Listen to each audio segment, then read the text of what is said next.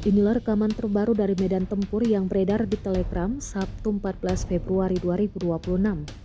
Dalam video tersebut, para pejuang resimen motor pertama Angkatan Udara Rusia terlihat melancarkan serangan beruntun menggunakan UAV serangan ke sejumlah posisi tentara Ukraina.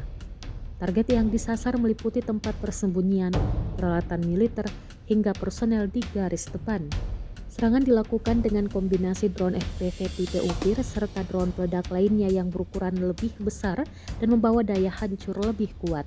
Dalam rekaman, drone-drone itu tampak meluncur rendah menuju sasaran sebelum terjadi ledakan di titik target. Operasi ini disebut sebagai bagian dari upaya berkelanjutan untuk melemahkan posisi pertahanan Ukraina di sektor tersebut. Hingga kini, belum ada keterangan resmi dari pihak Ukraina terkait klaim dalam rekaman yang beredar tersebut.